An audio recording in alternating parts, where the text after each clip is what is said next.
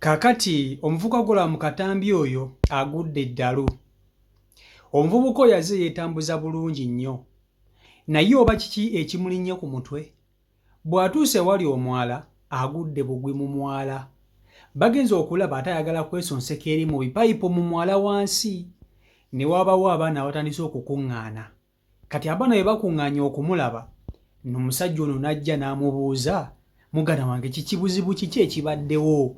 Obadde ki? Kiki ekikuleetedde okugwa mu mwala? Olina ekikutuuseeko? Omuvubuka tanyega. Talina kigambo n'ekimu kyavaamu. Engoye zaalimu ali mu ngoye z'akoleramu emirimu gye. Oba abadde ava ku mulimu, oba bamugobye ku mulimu, oba anywedde enjaga, oba buzibu ki, teri amanyi. Naye ng'omutwe gutabuse. Oyinza okwesanga ng'agobeddwa ku mulimu. Bw'agobeddwa ku mulimu, omutwe ne gutabuka, kubanga omuntu oba n'ebintu bingi nnyo eby'okukwasaganya, ng'omulimu gw'okola ke kasuwa kokka k'osigazza. Bwe bagukugobako, muganda wange toyinza butagwa ddalu. Eyo ndowooza yange. Oyinza okwesanga ng'omuvubuka ono alina by'akozesezza ng'omuntu, ng'akozesezza enjaga, ng'akozesezza ebiragalalagala ebimuggyeko ne bimutabula omutwe. Eyo nayo ndowooza yange kuba nakyo kisoboka. Oyinza okwesanga ng'omuvubuka ono alina eyamusudde eddalu, ng'alina omuntu eyamuloza eddalu n'amusuula eddalu amuggye ku maapu y'ensi eyabategeera. Ekyo nakyo kisoboka. Bamutuuseeko mu mwala gy'abadde agudde ne bamubuuza amannya ge. Tayogera kintu kyonna kyonna, tafaayo, talina yadde n'ensonga yonna gy'ayogerako. Asirise busirisi. Asirise busirisi. Naye abantu bano abadduukirira abantu, erudda muli munnamuku mu kusosola. Bw'oweetegereza obutambi bw'abakazi abasinga obungi abagudde eddalu ng'abadde bategeera, banguwa mangu okudduukirirwa. Naye omuvubuka bw'agwa eddalu alwawo okudduukirirwa, n'abantu batandika okumuyitako obuyisi, buli omu ng'amulaba ng'ekitagasa. Naye singa abadde mukazi nga y'agudde awo, singa walabedde abantu we bakuŋŋaanye okumuggya mu mwala eyo gy'agudde. Naye omuyaayo n'omulaba, ye atabuse omutwe yeegwiridde eddalu lye, buli omu amuyitako buyisi, buli omu ali ku bye, teri afaayo. Abakazi babafaako okusinga abasajja. Eyo ensonga ngyegenderezza nnyo. Kankutuuseeko akatambi k'omuvubuka ono, era bw'oba omumanyi munoonyeeko akutali bulungi. Vidiyo nkusaba ogimpereka like vidiyo yiiyo. Sebo kyokka tayogera atunula butunuzi gwe ssebo, amannya go ye ggwana. Kyokka tamanyi na gy'aba, era bannange mutuyambeko mudduukirire omusajja avudde eri mu kkubo nga gy'atambula bulungi. Ngenza okulaba akyama wano mu mwala. Ne ngamba kanzije ndawo omuvubuka akola ki mwala. Ngenza otuuka wano nga ndaba atudde mwala alinga ayagala oguyingiramu, oba abadde kyatendabanga makanika wa piki. Sikitegeera ono omuvubuka.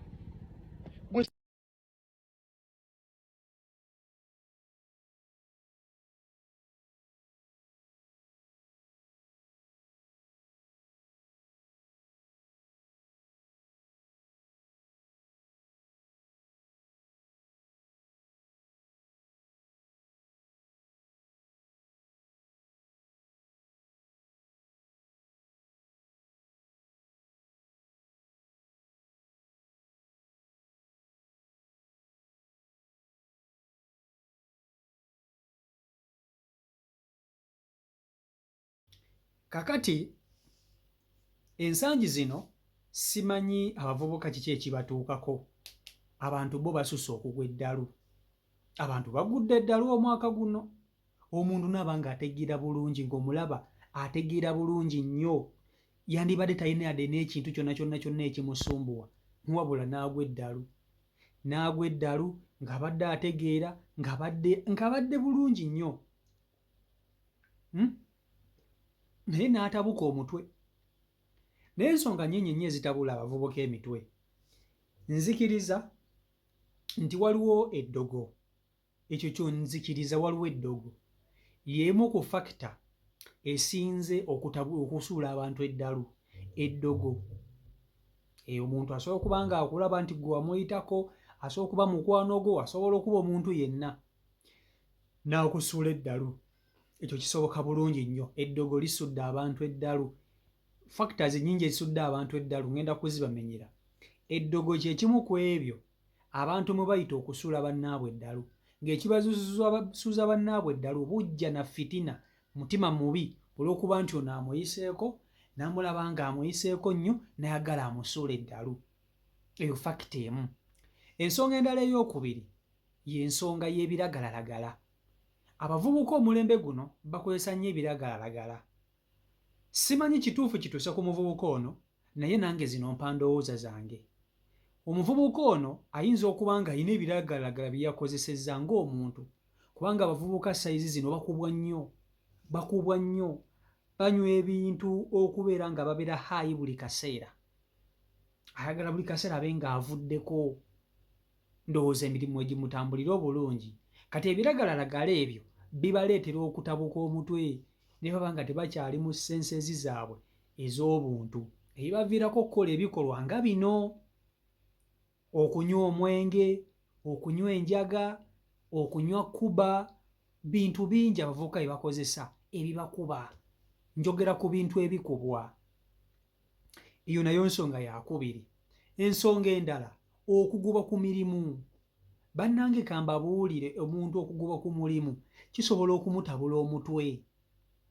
Ensonga ebeemutabuza omutwe asooka n'atula wansi n'alaba obuvunaanyizibwa bw'alina mu butuufu.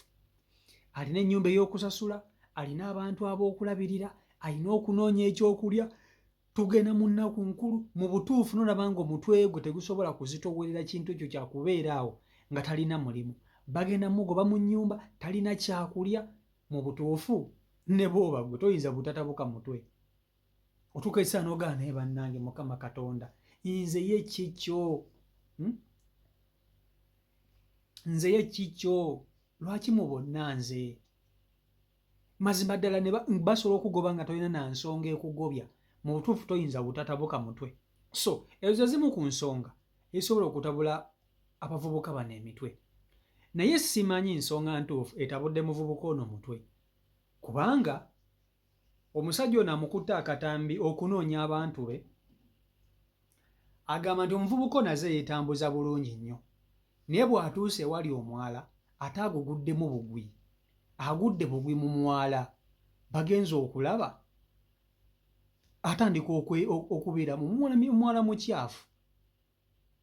Abaana ne bakuŋŋaana nga bw'omanyi abaana bo bakuŋŋaanira ewabeera abantu nga bano. Abaana be bakuŋŋaanye najja n'amubuuza muganda wange buzibu kiki ekibaddewo, ng'ono tanyega, amutunuulira butunuulizi bw'ati tamuddamu yadde n'ekigambo n'ekimu. So bw'oba ng'omanyi omuvubuka ono either ayinza obba mugandawo, mukwano gwo, neighbour wo, mudduukirire, munoonyeeko olabe ku mbeera gy'alimu. Si nnungi okutwaliza awamu. Munoonyeeko, mudduukirire.